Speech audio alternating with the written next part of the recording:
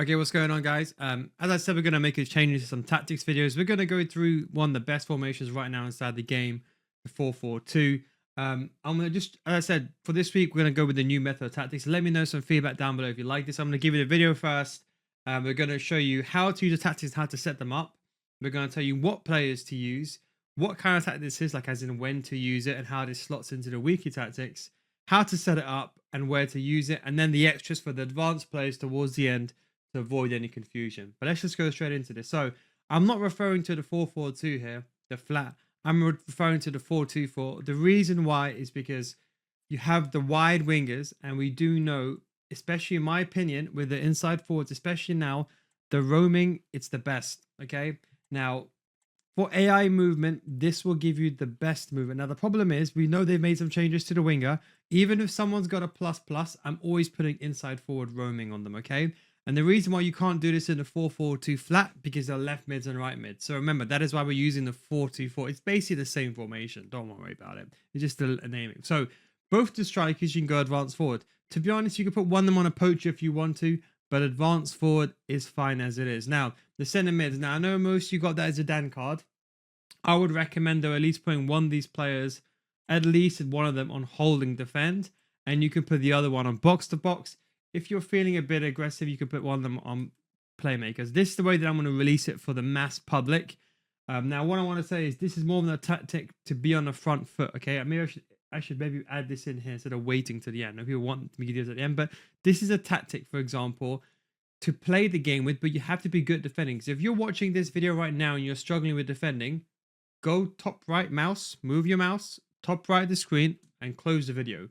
Because I just realized right now, if you can't defend, do not use tactic because you're going to start crying that you're conceding goals, okay?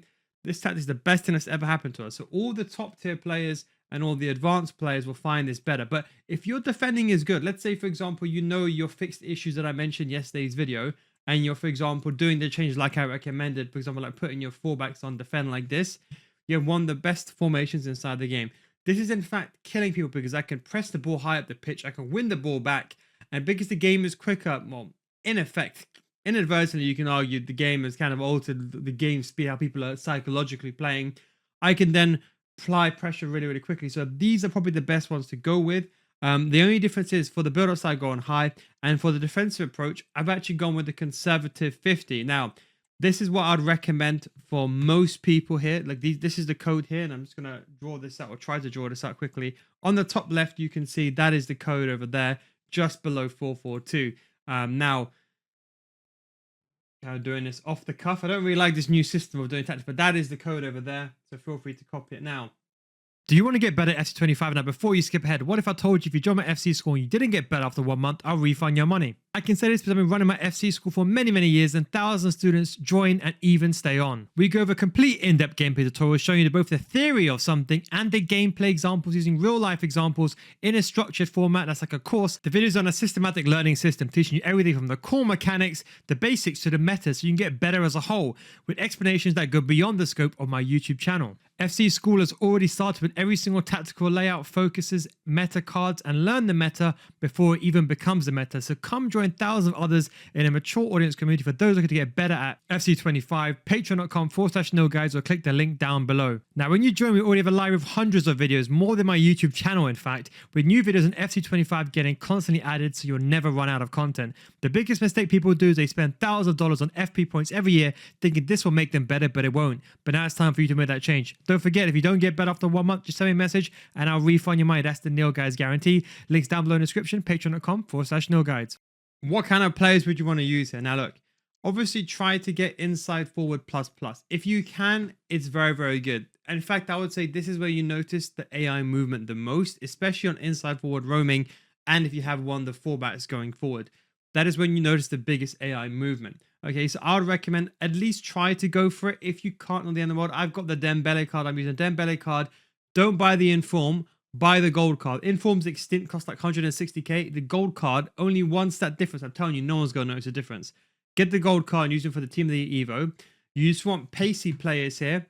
Someone that can at least dribble with the ball and that's quick. That's the most important thing. If they can shoot and they can pass, even better. 2 strikers. I've got one that can finesse, or one's a finesser, one that can do a bit of everything, and Philogene is basically a god. Think of Philogene like kind of like a Mia Hamm.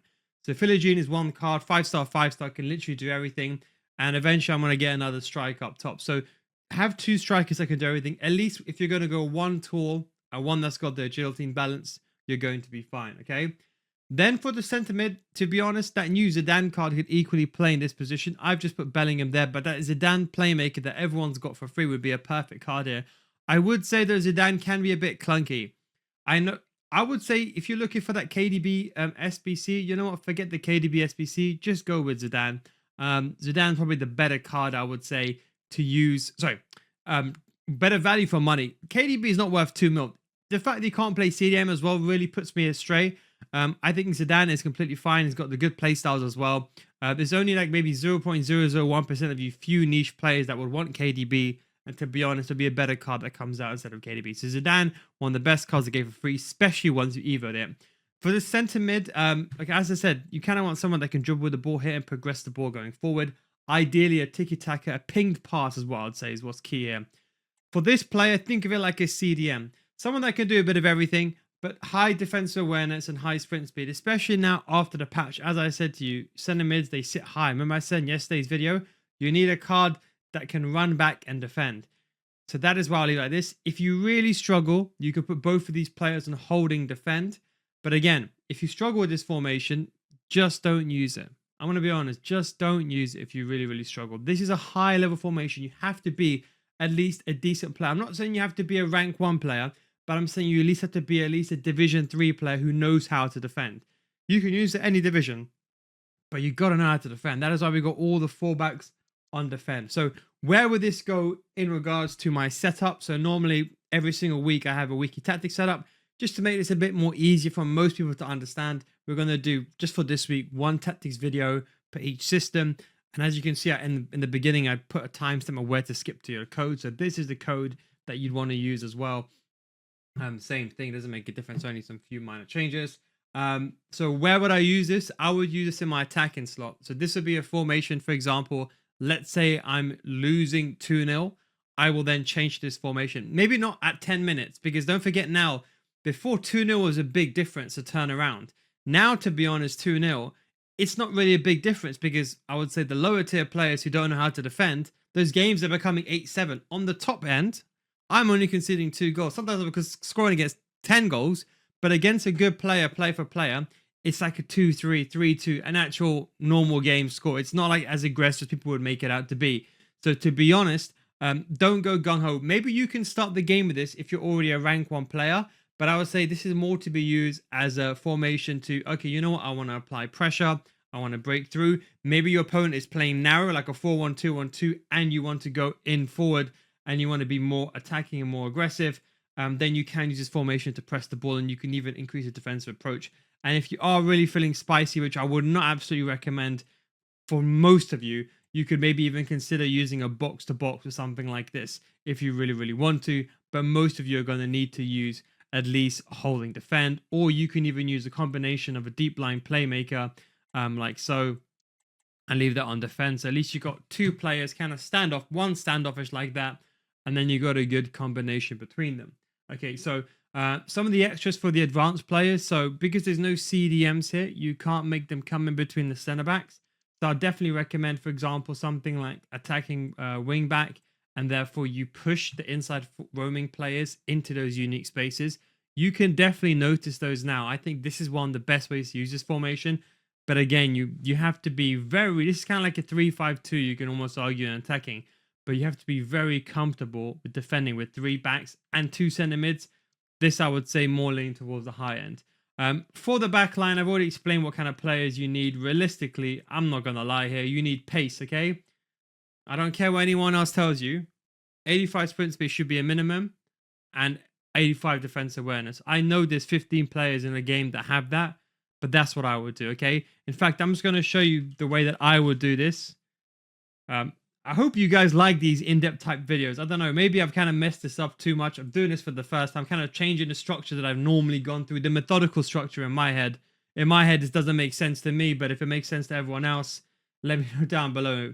But like what I'll do here is I go sprint speed, because that's the most important stat. Who cares about acceleration. That's why VVD and players are so effective. Although VVD's got what, like 70 acceleration.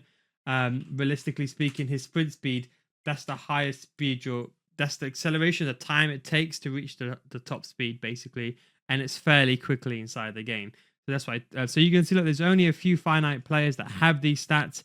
You can see there's only a few finite players, but you can see there's still a lot of cards, any of these cards. But let's say, for example, if I was to go the major leagues here, so let's say we're going to go on what's available, we're going to go Premier League, and then we're going to go to EA Sports La Liga.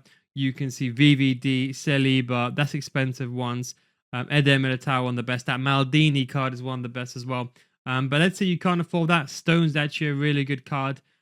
Dunk is actually not a bad card. 85 sprint speed for only 112k for those that are really, really on a budget. But BVD probably won't be lasting you as much. Sorry, let me move this to centre backs to be a bit more particular because there's only a few cards. Then you have the gold Salibas. Kunde, one of the best. Araujo, you have VVD.